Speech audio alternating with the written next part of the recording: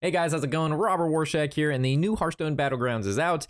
We spent a large quantity of today playing with all of the heroes and testing out different synergies and which ones are best with what comps, and I've come to the conclusion that there is definitely some better heroes than not, and not to say that it might not change over time, but as of now, after playing for, half a day straight, this is what I think are like some of the most powerful heroes thus far. Heading into the first one, that's going to be Toki. I believe Toki is very powerful because she allows you, so normally you'd spend 1 coin to be able to refresh the shop and get new stuff anyway, but as we know, you can increase Bob's level, which will increase the minions that you see, but Toki's hero power passive kind of just does that for you. So it refreshes the shop, which is 1 gold anyway, and then the last minion will be a tier higher from Bob, which means you basically have a higher chance to roll into a really good minion. Granted, like towards the later stages of the game when Bob's level's pretty high anyway, this won't matter as much, but definitely having the ability to pick out a higher level monster early on is going to give you that swing turn, so you might not take as much damage. It allows you to build your comp a little bit better because you're able to revolve it around better heroes or better minions that you'll be able to pick up through Toki's hero power, which normally you're rolling anyway. So you'll be using this every single turn, and it's going to gain a ton of value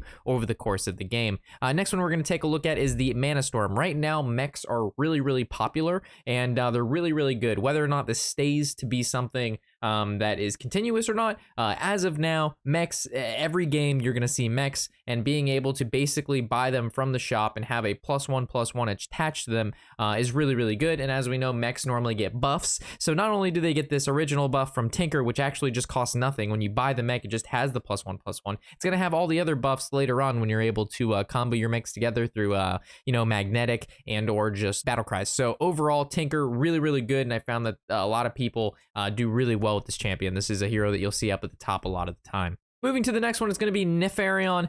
This is actually not, it may not seem like a very powerful hero power at first, but I think this is actually going to get better over time. Right now, I found that Divine Shield is it's really good.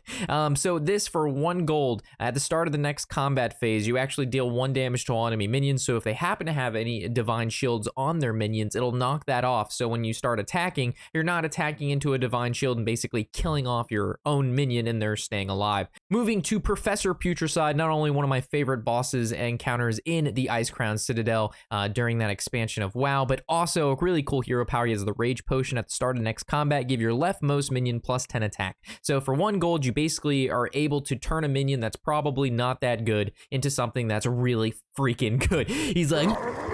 So putting this on a minion with potential death rattle, or putting it on your weakest minion, or putting it on maybe a Devil Sore egg, so you can actually have the minion or have it kill off something and then summon the 8/8 Devil Sore is really good. And overall, I found that taking advantage of this guy and this particular hero power basically made minions that wouldn't kill anything start killing things, which was really cool. So moving to what I think is the most broken hero so far and the most powerful, that's going to be Gorge the Fallen. Granted, I know this guy looks like he's tweaking out hard. He might be tweaking, but this hero power is going to be tweaking out your opponents. For 4 gold, which does sound like a lot, it gives a friendly minion Divine Shield.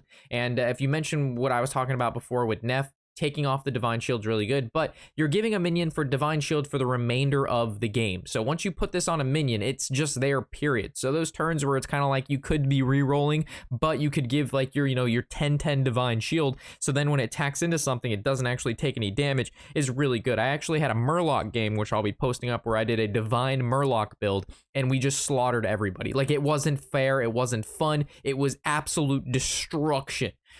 Being able to play this hero power with a faster pace, really high attack minion deck, or I should say board. So these are what I've seen the top heroes so far. I'm sure as the meta shifts and things change and they release new cards and new heroes, maybe these will change. But as of now, these are the heroes that I'm seeing stay at the top of the leaderboards, and I've been doing very well with. I'm interested to hear what you guys think are the most broken and worst heroes. Again, this is just my opinion, and I'm sure everybody's going to have their own. So with that, thank you guys for watching. Enjoy, and be sure to check out our worst heroes, because there are some really bad heroes. Make sure you don't have to pick those guys. So with that, catch you in the next episode. Of course, guys, I'm Robert Warshak, and happy whatever the hell day it is.